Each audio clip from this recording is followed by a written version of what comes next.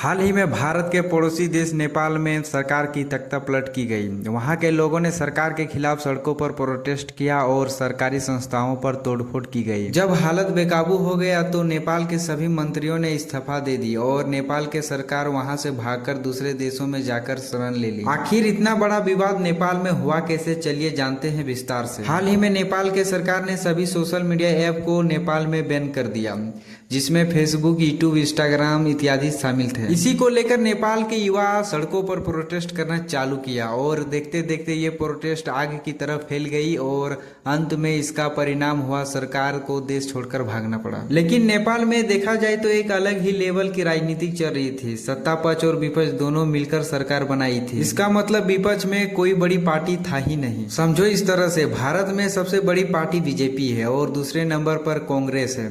यदि दोनों पार्टी मिलकर सरकार बना लेती है तो ये बातें अजीब सी ही लगेगी। जब एक बड़ी पार्टी सरकार के खिलाफ होगी तभी तो सरकार के कमी को उजागर किया जाएगा। लेकिन नेपाल में इसका उल्टा ही चल रहा था। नंबर 1 और नंबर 2 दोनों पार्टियों ने मिलकर सरकार बनाई थी। 7-8 साल के अंतराल में देखा जाए तो बहुत सारे छोटे छोटे देशों में तख्तापलट हो रही है। हमने देखा एशिया के अंदर पहले पाकिस्तान, श्रीलंका, बांग्लादेश और नेपाल में हुआ।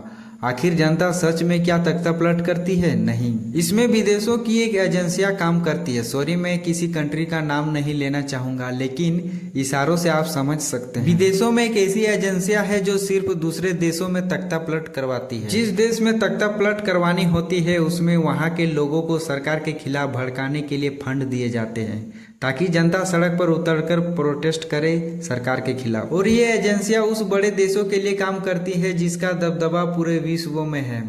वह बड़ा देश अपने हाथों में सभी देशों को बंद करके रखना चाहती है। इसका उदाहरण एक बांग्लादेश है। आपने देखा होगा सरकार बिल्कुल सही तरह चल रही थी बांग्लादेश में, लेकिन अचानक वहां का माहौल खराब हो जाती है।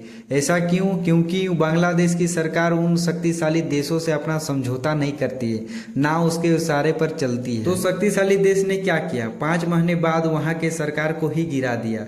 सोचो, ये समझने वाली विषय है। और ये साजिश भारत में भी करने की कोशिश की जा रही है। नेपाल में तख्तापलट होने के बाद भारत में भी बहुत सारे ऐसे सोशल मीडिया कंटेंट क्रिएटर हैं जिन्होंने अपने वीडियो के माध्यम से लोगों को भड़का रहे हैं कि आप भी सरकार के खिलाफ सड़क पर उतरो और प्रोटेस्ट करो।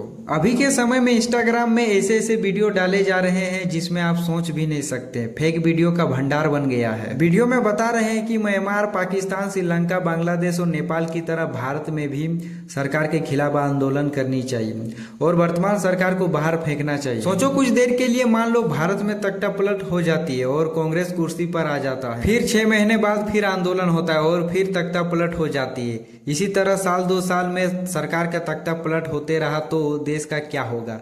देश तो पूरी तरह से बर्बाद हो जाएगी। सरकार अस्थिर होने से सबसे पहले कंपनियां देश छोड़कर भागेगी। फिर क्या होगा देश का? अभी के समय में जितनी बेरोजगारी की मार झेल रहे हैं तो उस समय इसके मुताबिक 3 गुना बेरोजगारी झेलनी पड़ेगी। अभी के समय में जिस दर से महंगाई को झेल रहे हैं तो उस समय 3 गुना महंगाई को झेलना पड़ेगा, क्योंकि इस तरह के रवैये से कोई कंपनियां भारत के साथ काम करने के लिए खड़े नहीं होंगे और इसी तरह से देश का विकास भी रुक जाएगा और देश 20 साल पीछे चला जाएगा। तब क्या करोगे? इसीलिए कहते हैं कोई भी काम करने से पहले उसके परिणाम के बारे में भी जानना चाहिए।